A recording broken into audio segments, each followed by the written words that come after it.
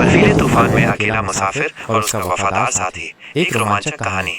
जनवरी का महीना था और चारों तरफ बर्फ की चादर बिछी हुई थी। पहाड़ियां सफेद रंग से ढकी हुई थीं और ऐसा लग रहा था जैसे किसी ने प्रकृति को अपनी गोद में छुपा लिया हो। मैं, अर्जुन, एक अनुभवी कैंपर और एडवेंचर के दीवाने, इस बर्फीले मौसम में अपने सबसे अच्छे दोस्त मेरे कुत्ते शेरू के साथ अकेले कैंपिंग करने का फैसला किया। शेरू एक जर्मन शेफर्ड मेरा हमेशा साथी रहा है और वो भी मेरी तरह एडवेंचर का शौकीन है।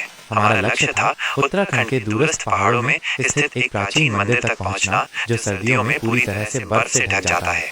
मैंने और शेरू ने अपना सारा सामान पैक किया, जिसमें tent, sleeping bag, cooking stove, खाने का सामान, फर्स्ट एड किट और सबसे महत्वपूर्ण बर्फीले मौसम के लिए विशेष कपड़े और उपकरण शामिल थे। शेरू के लिए भी मैंने विशेष कपड़े और जूते लिए ताकि उसे भी ठंड न लगे। मैंने अपने साथ एक सैटेलाइट फोन भी रखा ताकि किसी भी आपातकालीन स्थिति में मैं मदद के लिए कॉल कर सकूं। सुबह होते ही मैं अपनी गाड़ी में सामान भरकर शेरू के साथ निकल पड़ा।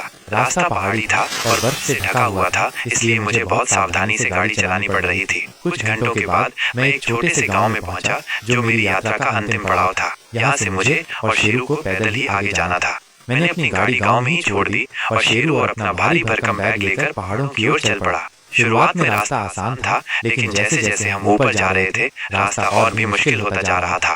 बर्फ और भी गहरी हो गई थी और हवा भी तेज चल रही थी। शेरू मेरे साथ बना हुआ था और मुझे उसका साथ मिलने से बहुत हौसला मिल रहा था।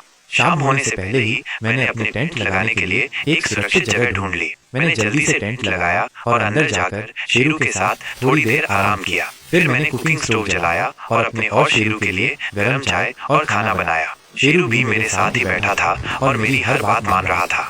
रात होने पर मैं और शेरू अपने स्लीपिंग बैग में घुस गए और आंखें बंद कर ली। बाहर हवा की तेज आवाज और बर्फ के गिरने की आवाज आ रही थी, लेकिन मुझे कोई डर नहीं लग रहा था। मैं जानता था कि मैं सुरक्षित हूँ और मुझे अपने आप पर और शेरू पर पूरा भरोसा था। शेरू मेरे पास ही सो रहा था और मुझे उसकी गर्मी से बहुत आराम मिल रहा था। अगली सुबह जब मैं उठा तो देखा कि बाहर का मौसम और भी खराब हो गया है। बर्फ और भी ज्यादा गिर गई थी और हवा की गति भी बढ़ गई थी। मैंने फैसला किया कि आज मैं आगे नहीं जाऊंगा और यहीं पर रुका रहूंगा। शेरू भी मेरे साथ ही था और हम दोनों ने मिलकर पूरा दिन टेंट में ही बिताया। हमने किताबें पढ़ी, गाने सुने और अपने कैमरे से कुछ तस्वीरें खींची। शाम होने पर मैंने फिर से गर्म चाय और खाना बनाया और फिर सो गया। अगली सुबह जब मैं उठा तो देखा कि मौसम थोड़ा ठीक हो गया है। बर्फ गिरना बंद हो गया था और हवा की गति भी कम हो गई थी। मैंने फैसला किया कि आज मैं अपनी यात्रा पूरी करूंगा। मैंने जल्दी से अपना और शेरू का सामान समेटा और मंदिर की ओर चल पड़ा।